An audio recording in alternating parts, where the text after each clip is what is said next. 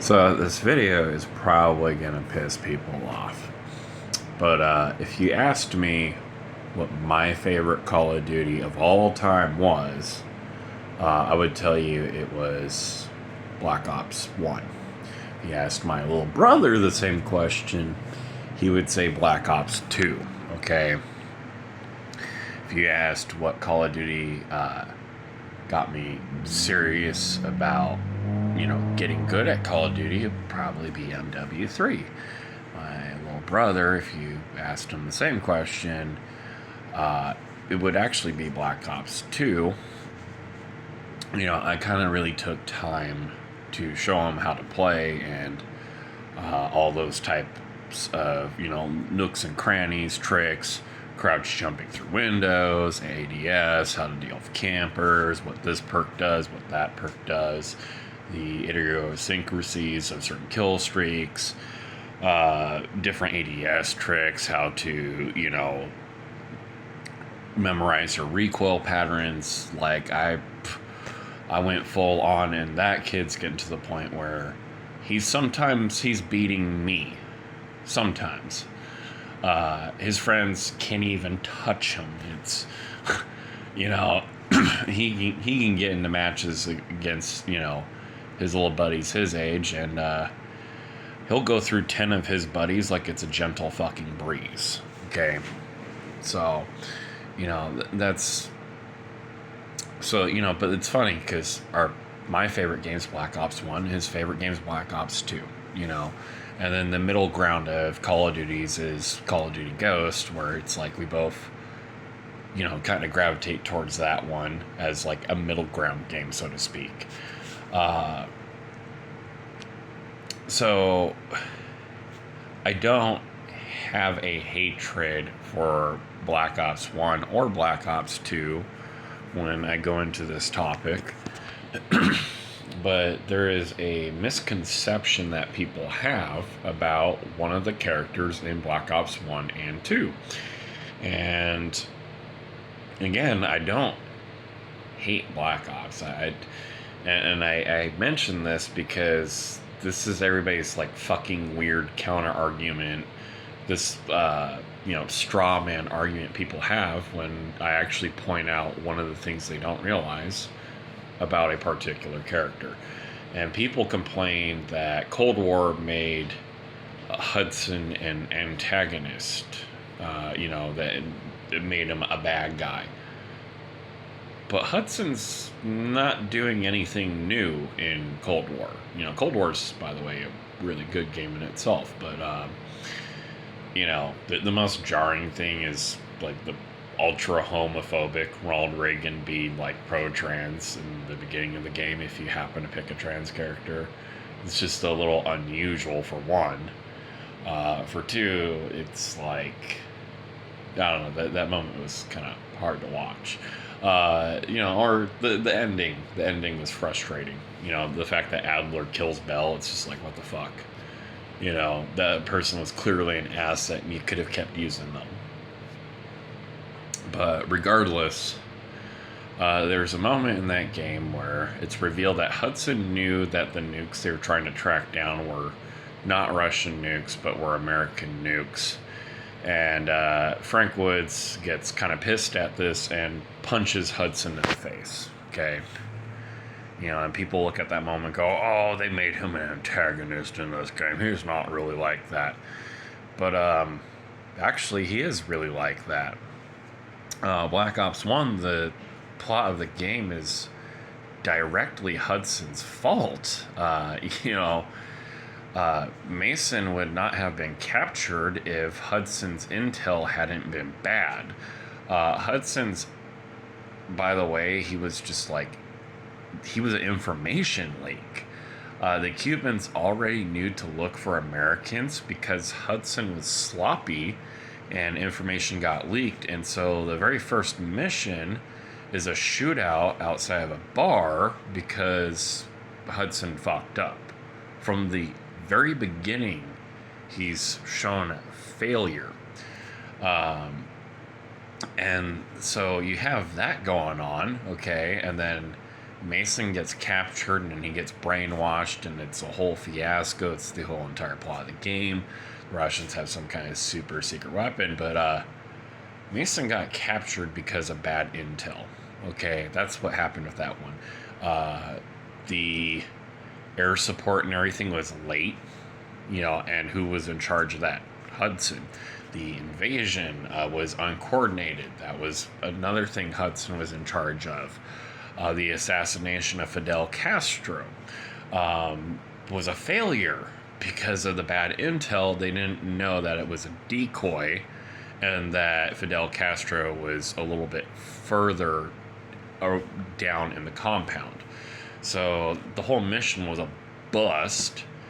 They didn't even accomplish what they wanted to, and then it results in this whole fiasco. So Hudson, sticking by Mason and trying to break through the brainwashing is not him being a bro, but actually really just him fixing his mistake. It's cleaning his own mess, which I'll give Hudson credit. That is the one thing he is good at doing, is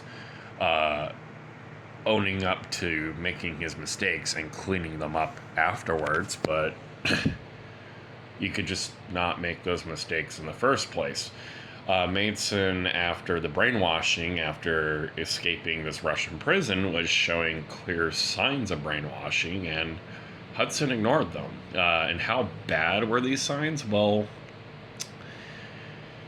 Mason went on a date with that blonde chick, the one that looks at you in the Pentagon that's pretty hot.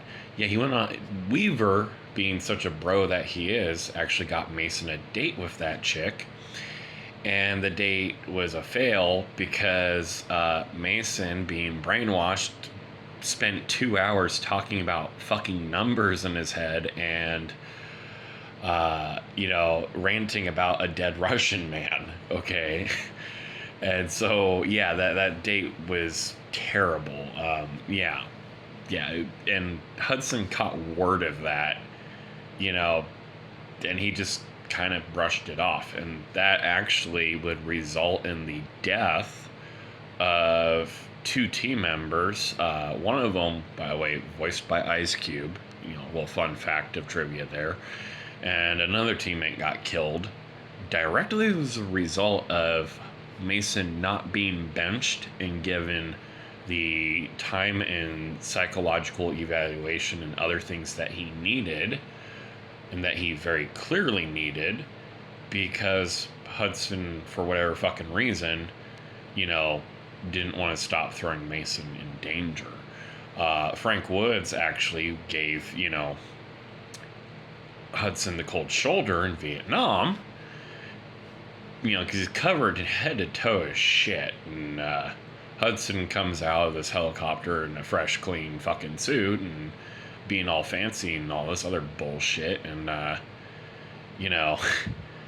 the reason why Frank Woods is covered in shit and dealing with a bunch of crap is, well, because he was not given the full set of information that he actually needed, and so he's a little pissed at Hudson.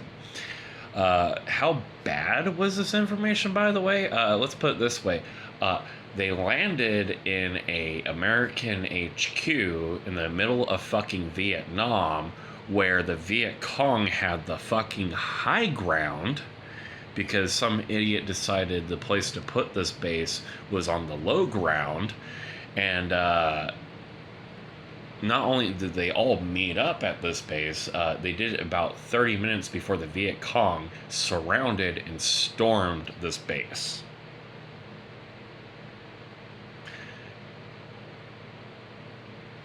The hundreds of embassies in Southeast Asia, and that's where they meet up to go do spooky stuff in possibly Korea or possibly Vietnam. They could have, they could have met out like outside the Pentagon and then traveled together to Vietnam, or any of those things, or they could have met up in Laos. There's 100 ways this could have gone. 100 ways it could have been better. But yeah, no, that's kind of a problem. So, you got that going on. And then, Frank Woods almost dies in the events of the first game because they fall into a booby trap that Hudson basically put him up to go to. And, it's just like, it's tactical error and bad intel after tactical error and bad intel. And that's just the first game. Okay, we get into the second game, and, there's actually a lot of evidence to suggest that Hudson is the mole in the CIA that is helping Mendez. And then there's the whole mission where they actually capture Mendez, and Manuel Norier sets Mendez free because, newsflash, Hudson once again has bad intel. There was a mission where they, go save Frank Woods and everything, and it's like, okay, you just got done in Africa, you got the intel that you need, you know where Mason is, or you know where Frank Woods is, okay, and it's just you and Mason. That's not gonna work. You're two guys going up against a whole fucking army. Okay, and yeah, Mason's like the best that ever lived, but that doesn't fucking matter. Just from a tactical perspective, you just cram your emotions down in a jar for 5 seconds and think about things logically. You would bring, I don't know, like 15 helicopters of men. I mean, you just got done using fucking air support and dropping mortars and everything and like all this other stuff. Like, you almost got Mason killed, and more importantly, you pissed off Raul Mendez, and Raul Mendez doesn't die when really you should have came into that whole area with an entire fucking army and burnt that village to the ground. Speaking of, the number of times that Raul Mendez, conveniently is suspected to be dead, but ends up, somehow still being alive is a little too fucking coincidental. In one such circumstance, Mendez was even hauled away in a body bag, and Hudson announces that he's dead, but he appears years fucking later, perfectly alive. Okay? Hudson just constantly is the issue. His intel's bad. His tactical thinking is terrible. He keeps throwing Frank Woods and Mason into constant danger. He doesn't give them enough support, or doesn't bring in more tools, or even just ask people for fucking help, apparently. So much so that he even sent Frank Woods and Mason into a death trap conflict, which canonically resulted in Mason being shot in the head with a 50 cal. That's the actual canonical ending. Yeah. Not great. So, because Frank Woods, and here's the other thing, is if you got shot twice in the leg with a 50 cal, you bleed out and die anyways. So, a 50 cal from a Barrett, at that range and everything, for reference, there was a guy in the Middle East called the Angel of Death because he used a 50 cal. Because if he could get the bullet just close enough to your face, the sheer force of it going past you would rip your head off.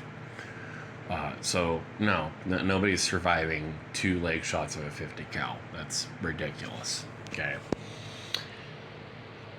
And the developers actually kind of know this, because if you use a 50 cal in game and you shoot near somebody but don't hit them, it kind of has a very light concussion effect.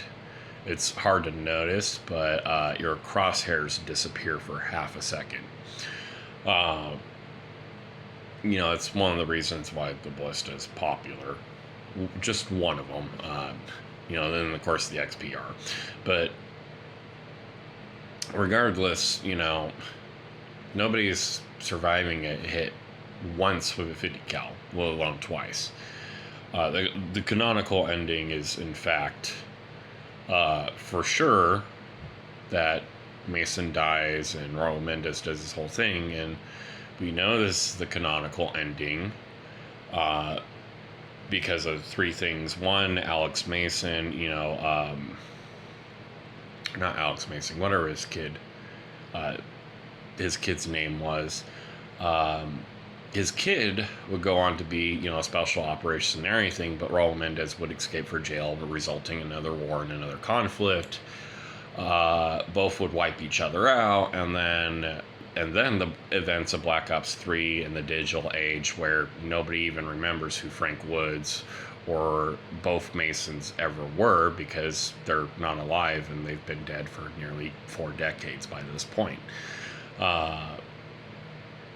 You know, and you could argue that Black Ops 3 is not canon and whatnot, but even like Cold War, like the plot of Cold War doesn't actually line up with the previous titles of Black Ops, by the way, which they should have remastered Black Ops 1 and Black Ops 2, because they're in a new timeline and completely different storyline than the previous iterations. So Black Ops 1 and Black Ops 2 is technically not a part of the current canon. But regardless, Hudson in all instances has been a tactical failure. And then he tried at the very end, before he died, he tried to weasel his way out of it before admitting that his mistakes were his mistakes and, accepting the consequences of his actions. So we get all of that, and so we have incompetence, we have maybe the possibility of treachery, we have negligence, woeful negligence, a lack of tactical thinking, and here's the other thing, he often, not only does he have bad intel, he often only shares half of his intel with the two people he supposedly trusts the most. And like the whole thing about helping the Taliban, and Kravchenko is alive, big surprise there. Oh wait, Hudson actually knew that. And they do this to get close to China, but China was also the guys that were hiding the Russian dude who's playing both sides in Black Ops 1, the one that actually knew about Nova 6 and everything and the brainwashing. That guy was playing both the Russians and the Americans for profit and had to go run and hide in China, and the Chinese government was willing to hide him. And on that note, that's actually the reason why Hudson was giving that guy information and intel, which is the most incompetent thing a CIA agent could do. And that's what resulted in the Bay of Pigs information leak, resulting in the Cubans looking for Americans and the entire first mission. So, I just forgot to touch on that part. But so, trying to get close to China after they hid that dude, not even smart to begin with. And sure enough, it was a fail because, China would end up accidentally helping Mendez, and only when Mendez betrayed them were they willing to work with the Americans. All of that stuff, and everything. Here's the other thing. Hudson is supposed to be a allegory for the CIA itself, and thus far, he is supposed to be an allegory for CIA incompetence and negligence. Okay, that's what role he serves as a character. So then we get to Cold War, and he does all these same things he ever did. Okay, it's not actually anything new, it's what he does. He's an allegory for the shady, incompetent and negligent stupidity of the CIA. That it's actually, he's a really well written character, and he's been consistently well written even to this day. I haven't played Black Ops 6, and I'm probably never going to, so be mad about that. I don't care. Actually, my blood pressure's gone down from not playing every year's the newest Call of Duty, because I don't have to scream at Call of Duty when the game sucks a fat fucking dick because Activision can't pull their head out their ass.